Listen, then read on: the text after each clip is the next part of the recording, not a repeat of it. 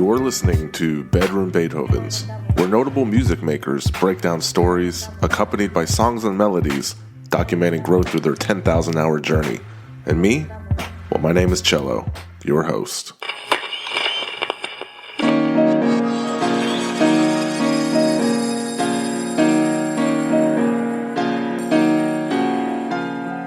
I am a bedroom Beethoven. Welcome back, everybody, to yet another episode of the podcast.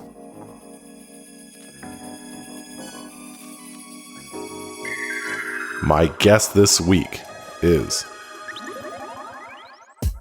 My name is Buscrates. I come from the Steel City, Pittsburgh, Pennsylvania. I am a DJ, producer, synth nerd. AKA Boogie Bus. You know it. AKA Chill Up Church. Oh, you know about that. Oh, wow. Hey, yo, tops up, vertigo, before the roosters crow. 50 down, push-ups, bare knuckles on the floor. Oldies banging that phaso, eternal riding. East side and watch now reside in the 503rd. Got that heat from Pittsburgh. Boom, bap, east, west, classic rap. We adapt to any surface, but remain in our lane. And bounce, rock, skate in the name of the game. Crips and Bloods, pimps and thugs. My ode to the concrete jungle, a posture of the struggle. Return to the black fist, afro picks in a huddle with angels. Rocking Kangos for halos. Say la vie, come have a toast with the utmost. Up close, quicksand approach when I cut throats. Rearrange galaxies before your very eyes. Pull a moon on the ocean. Which creates the tides. Now let's ride, y'all. Ride.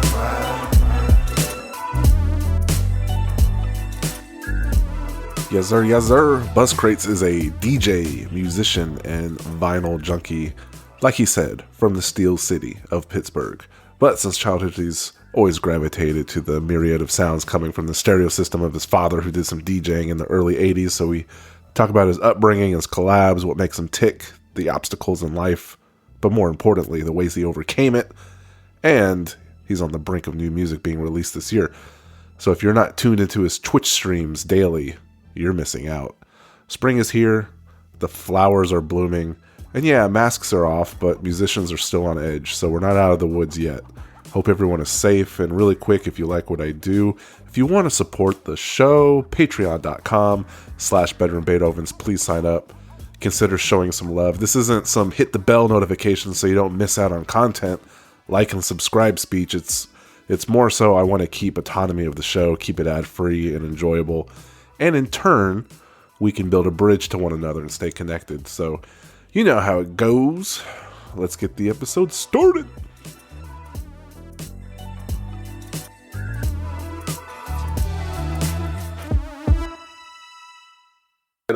Time management is one of your biggest struggles, and that oftentimes or not you're late. So the fact that you're on time means that you've been looking forward to this, and it means a lot. I can't thank you enough for being here. Absolutely, man. Yeah, I've definitely been looking forward to this for sure. I don't know, you saw that clip of Rihanna when she was pregnant, and the journalist was like, "You're late," and she goes, "No shit."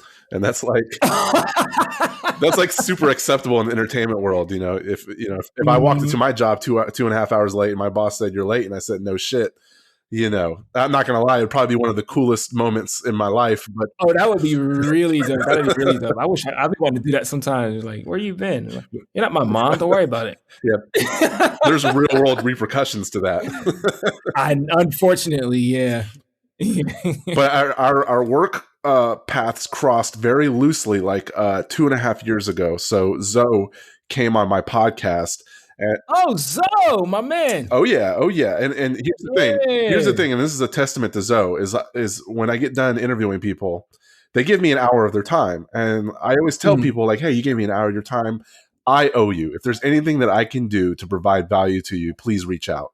And I've said that to 155 guests so far, and maybe 2 have took advantage of that. And Zoe was one of them. So he did a listening party for Forefront at Spirit down on 51st Street in Pittsburgh. And I did the flyer for that. And I remember putting you and Selecta on there because I think you guys DJ'd the party. We did. Yeah, we did. Yep. And that's how I was introduced to your music. And I'm sorry it took me this long for the stars to align to get you Better on late here. than never. Better late than never. It's all good. But this podcast is also just one big 6 degrees of separation. You know, I had Lewis Logic on the podcast. I was proud of that one. And 11 years ago, you DJ'd a performance at the Shadow Lounge. Shadow Lounge, yeah. Elzai was man. there, you know. Mm-hmm. And I'm not even touching on how you opened up for, Dame Funk. There, he was there as well. So ELQ, yeah. Wow, you're making me remember all this stuff. Oh yeah, I did do that. Yeah. it goes deeper. So DJ Fresh was just on the podcast. You guys, Oh yeah. you co-produced a joint on the Currency album. For Wiz with the Currency. Yep. Miles Bonney was on, John Robinson was on, and they were rocking on Extra Medium. Do Rights have been on. Mm-hmm. You've worked with J Zone. Man, you know, I'm telling you, man, you get it. I got a lot to put in perspective here. Oh my goodness! Every person I talk to, there's a little bit of Buscrates DNA sprinkled in somewhere. I swear. Wow. And here's another one. Steve Arrington was on, and that's somebody that your dad used to bump.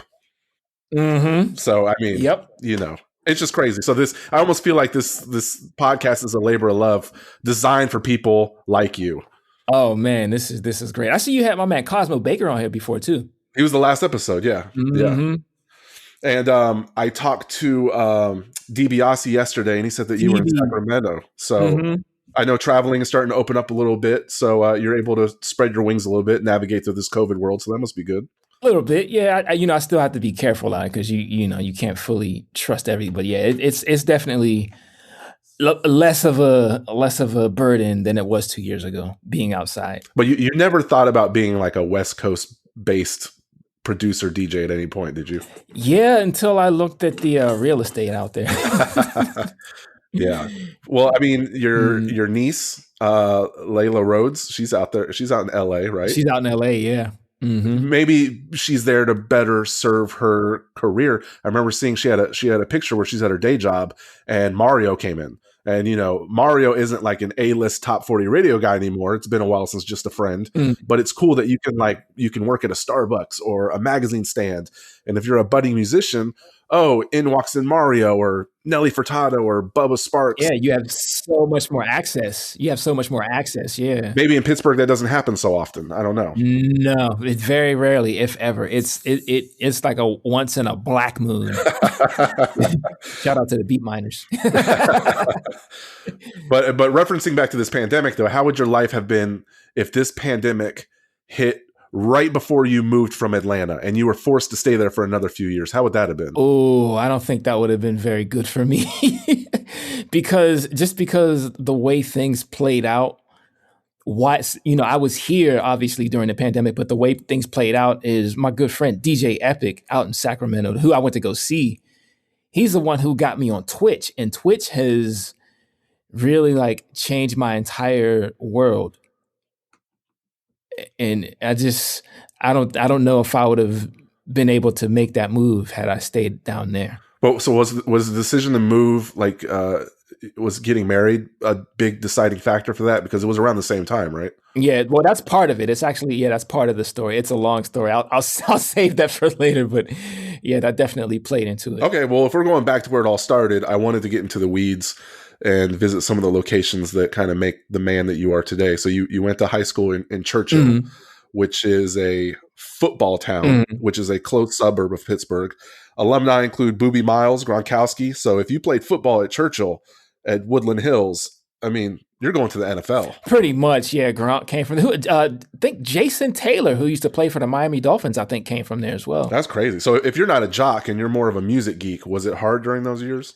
Oh, yeah, definitely. I mean, don't get me wrong, I do enjoy watching football and things, but I could never bring myself to play. I'm a small guy now. You can imagine how much of a noodle I was back in high school, and getting my ribs cracked or twisting an ankle or something, just that alone scared me. And this is before I became aware of things like CTE, and it just, it's like I'll watch it on TV, but I'm not trying to be in it. It's like snow. You like to watch it on TV, but you don't want to be in it. You can still drop a synth on your foot. Well, yeah, and I'm not even going to lie to you. I've actually done that before. Well, what did Divine 7 see in you that nobody else saw at the time? Was he just smarter than the average bear? Well, see, Divine Seven and I, we have known each other since like '91, so we already have that history, and we stayed in touch a lot over the years. Then we like disappeared. Then when we reconnected because he was emceeing, he was doing the music thing, and he took notice of what I was doing in regards to me. Like this is early on, before I had like the millions of synthesizers I have in there now. This is when I had an MPC 2000 XL, a Wurlitzer electric piano, and like a micro Korg or something. But he saw and heard what I was doing, and he took interest in that and said, "Yo, we should do something." And that's what happened. We ended up working on Seven Wonders, which came out in I think May of 2008. Yeah, he had a line on there that I like called Buscrates has more brakes than General Motors. Oh yeah, do you know what's funny? That's actually me saying that. I rhymed on that track. Oh yeah, because you kind of had a start as kind of a lyricist. Yeah, tried sort of kind of. I used to dibble dabble here and there, but once I got a hold of MPCs and boards, I kind of just said, you know what? It was a wrap. Yeah, I'm good over here. 9 miles east of Pittsburgh is Swissvale. You have any adventures there? Oh yeah, I grew up out there. I spent a lot of my teenage years. Were spent out that way. And there's a neighborhood that is 98% black. Homewood, Beaver County, population of 3,000. I lived close to it. I stayed in Point Breeze at one point, and I would walk down to Homewood whenever they had this thing called the Harambe Festival. This was back in like 90, 91. I was a kid, so. Okay, so yeah, I mean, there's a lot of suburbs of Pittsburgh. Like, there's a lot of opportunities to get in trouble in the surrounding areas. Oh yeah, too much. That's why I stay in the house. Well, there's not going to be too much gear talk because I really don't know anything about that stuff. But I wanted to confirm because I think I saw this in the back of one of your photos. Do you have a Teenage Engineering OP1 portable synth? Yeah, I'm familiar with that because there was a guy who made a Robert Downey Jr. Tropic Thunder soundbite song. Did you ever see that on YouTube? No, you'll have to send me the link. I want to check that out. That sounds pretty crazy. What do you need, you people? Yeah, and it went viral. So he was taking different sound clips. And it's cool. It's not $1,300 cool, but I'm sure if you can utilize it, you probably get your money's worth out of it. See, here's the thing. I got mine before the price hike. So this is like one of the earlier models. This was when it was $999. This is before, because they shot up after. There was something about a shortage of parts or something, and then the price shot up to $1,300. But even between then, there was a thing where people were freaking out because the OP1 was, I guess you could say, temporarily discontinued, and people were selling them for like $4,000 and $5,000 or something astronomical. It was ridiculous.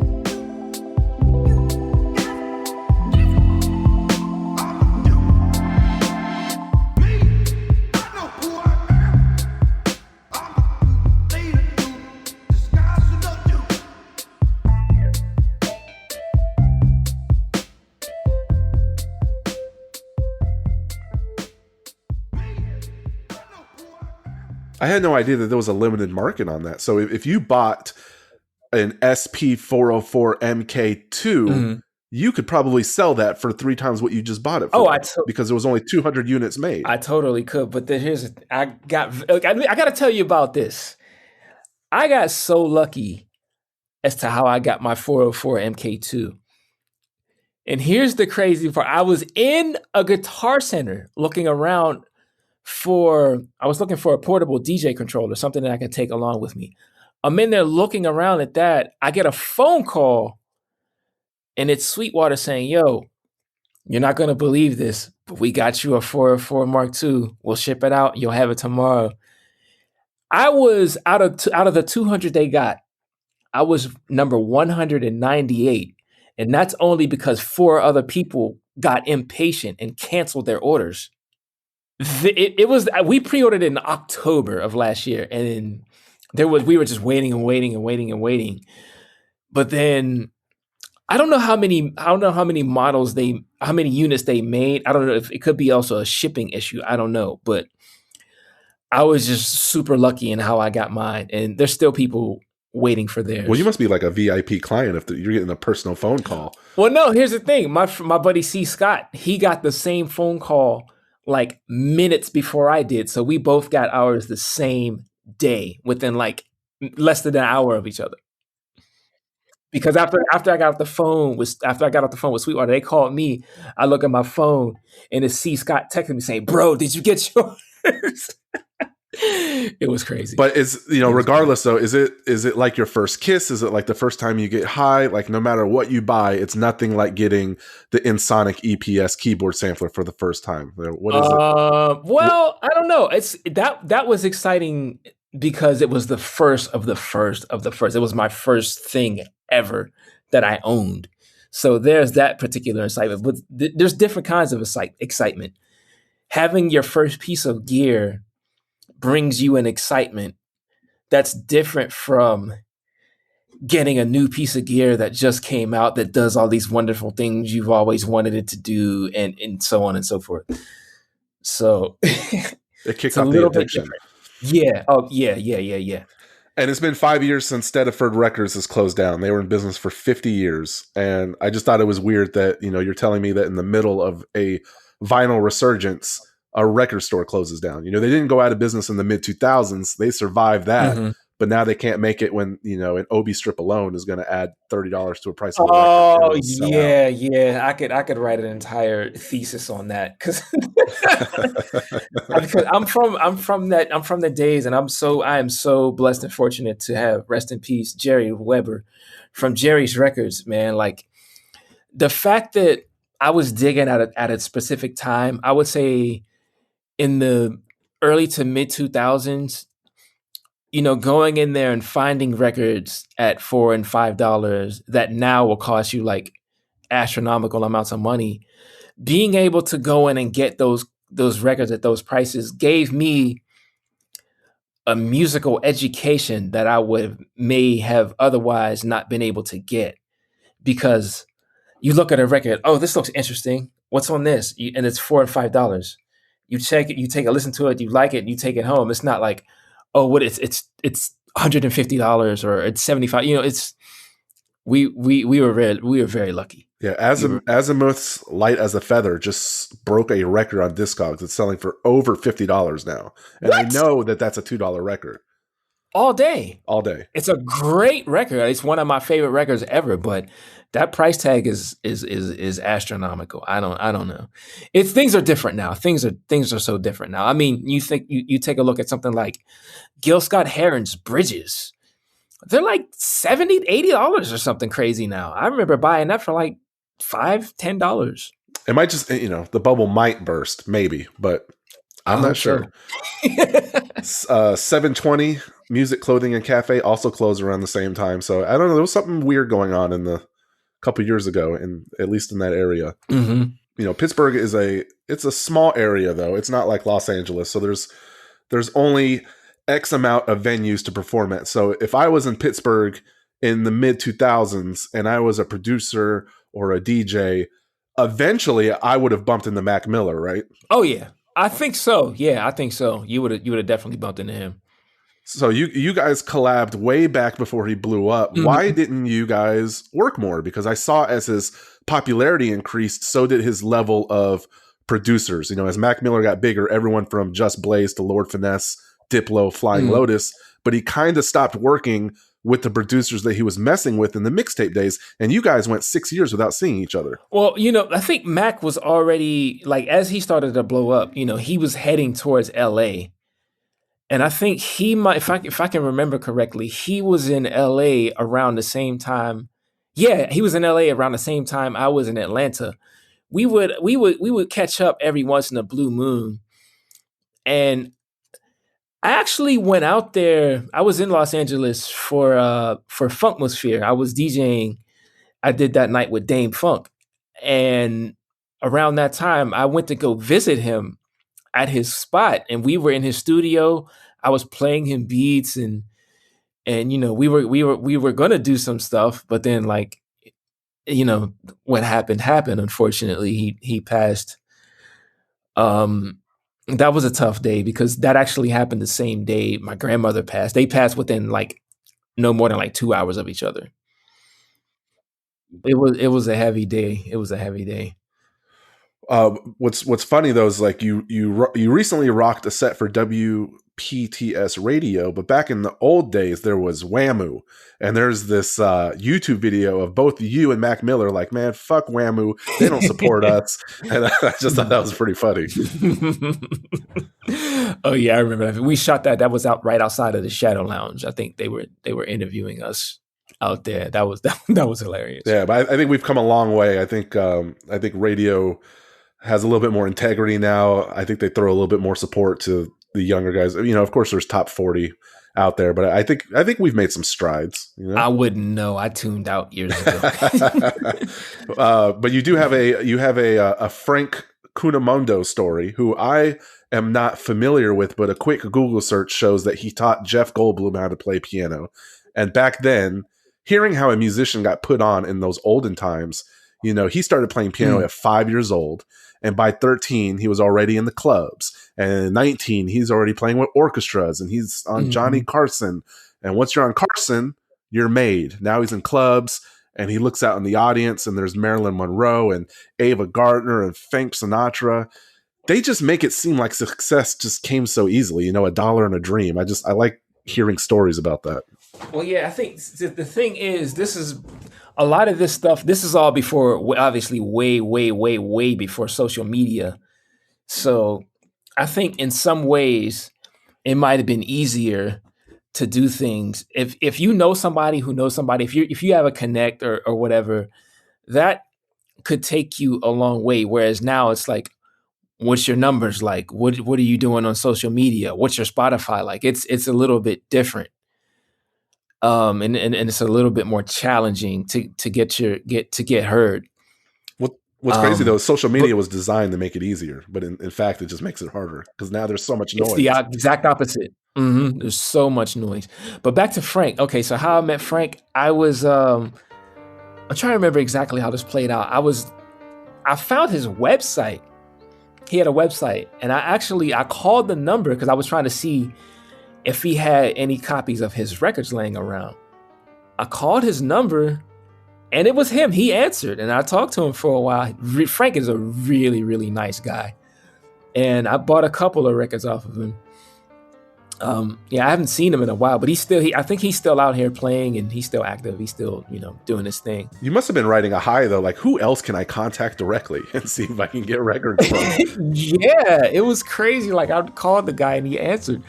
I almost reached out to him for piano lessons, but he was a little bit out of my price grade. So rightfully so. He's Frank Cunamondo. He's a beast. So.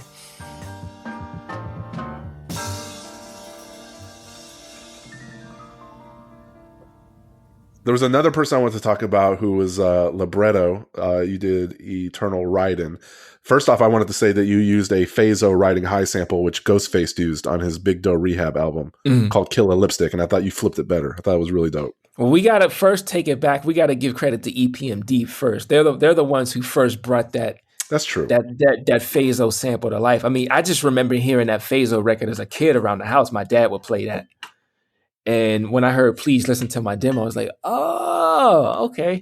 But yeah, I think the premise of the record I did with Bretto, the premise was for me to take these classic samples and kind of flip them in a new way and breathe new life into them. And I feel like I accomplished that on the Libretto record. Yeah, and Libretto, like when he was in prison, he wrote 400 songs. He taught himself music theory. He learned how to play piano in prison, and you had to go to a guitar center to do that. He had to give someone a bag of coffee a month in prison for someone to teach him how to play piano.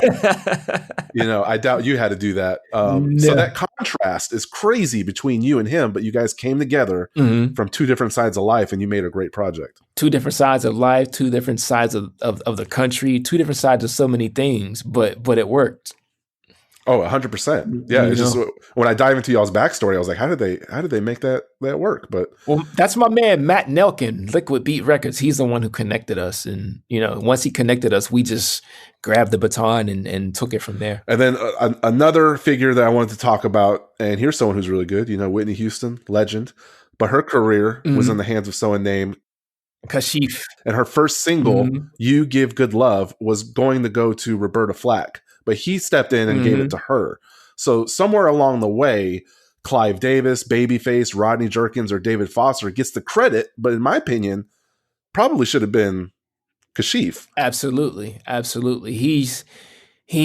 Oh man, there's not enough I could say about Kashif. He should have had so much more. I mean, he had a lot, don't get me wrong. I mean, he obviously produced Whitney Houston's, but he deserves so many more flowers, and it's kind of heartbreaking I never got to meet him so that I could give him his flowers while he was here. It really sent me down a rabbit hole on why some people are revered and others aren't. The same year I was born, 1985, he literally discovered Kenny G, got a Grammy nomination, produced for George Benson, and then sang a duet with Whitney Houston on a record that sold more than 30 million copies, and yet no one talks about him. In fact, his case of death was never revealed. That's how little news outlets cared about him. Yeah, it's crazy. I remember when hearing about him passing. I still don't know exactly what happened. I mean, I don't know what it was, but yeah, I have no idea. But he was so young, he wasn't like 90 or something. He was fairly young, barely 60. Yeah, he might have been in his late 50s, actually, I think. All right. So if people don't know, you were in a pretty bad accident. One of those accidents where you wake up in the hospital and you make a promise to not, take life for granted and to count your blessings. I'm going to spend more time with family. I'm going to make the most of my opportunities, like clarity. And it's been a number of years since that incident. Does that feeling wane, or do you still kind of carry that mentality to this day?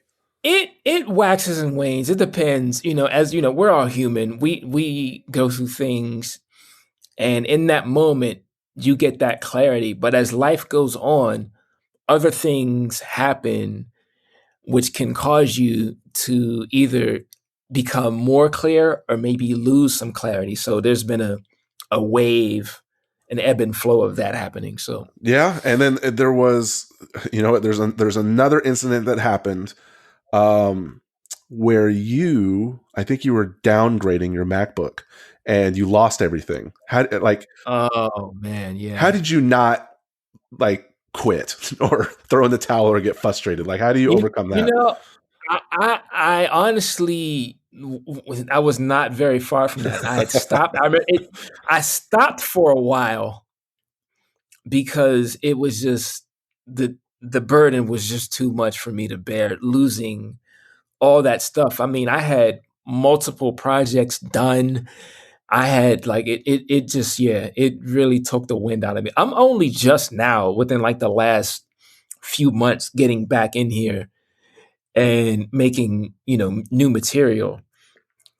I mean, because at the end of the day, I have to look at it like this. At the end of the day, you lose all of that stuff, but you have so much more of that stuff in you, and you still have the tools to make that. So you kind of have to, lick your wounds and get back in here and make it happen. If you want to be super optimistic, can you think of it like spring cleaning? Like if I have 5 years worth of music, you're like, how am I ever going to release this? Maybe it was a burden that you can wipe the slate clean and start from scratch and kind of be reborn. Or is that's stupid? I've seen people take that perspective. I don't know if I can do that. I mean, I applaud those who can, but I know that I wouldn't. It's hard for me because I think about all the work that's been put into it, and poof, it's gone. Ooh, well, that's great to hear because it seems like, if I would have interviewed you the same time I interviewed Zoe, maybe you just would have been in DJ mode, but now I'm catching you at a time where you have this renewed sense of creating and you seem like you're at a pretty good place in life. Yeah, I'm actually starting the next record, which will hopefully be out sometime later this year. I'm starting to get material together for that. Yeah, and then, when you have 90 million things in here, how can you quit? I mean, I'm in here surrounded by synths and samplers and drum machines, and new ideas tend to, come whenever they come. And when they do, I'm just like, I can't sit here and think about the 50 million songs that I launched from 5 years ago. I have to press on. No, I get it. If you were a chef and you had 1,000 chef knives, you can't just go back to slicing bread all day. I get it. Exactly. I get it. Well, this is the next question I wanted to ask you before we wrap up is more of like an opinion piece, because you said that mixing is the worst part of making a beat.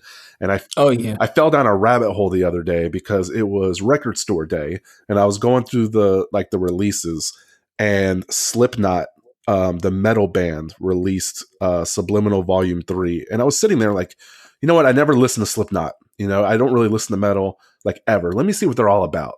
And they're big for a reason. Good stuff. But I was surprised to find out that Rick Rubin produced it.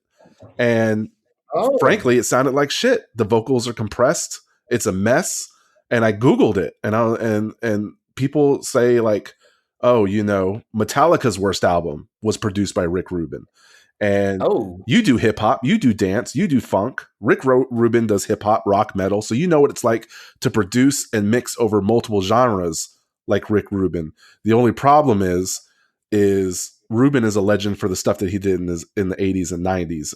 I know he recently did the Chili Peppers' newest album, so he's still pretty active. But are you familiar enough with him and his orbit, maybe the projects that surround him, to comment on why mixing is so hard and why even a producer as revered as Rubin, mixing is probably the weak link in his repertoire?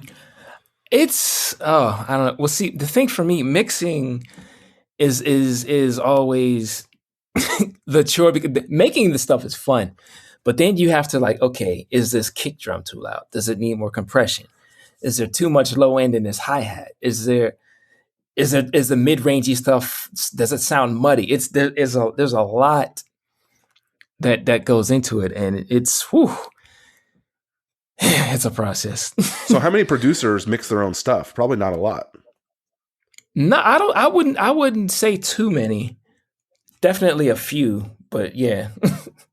All right. Well, Mr. 10,000 followers on Twitch, the floor is yours to promote any projects, any links, where people can find you. Go for it. You can find me on Instagram, Twitch, Twitter, all just Buscrates. Twitter.com/Buscrates, Twitch.tv/Buscrates, Instagram.com/Buscrates. I keep it simple, so I'm easier to find. There you go. 30 minutes, all killer, no filler. You are a national treasure, sir. Thank you for swinging by.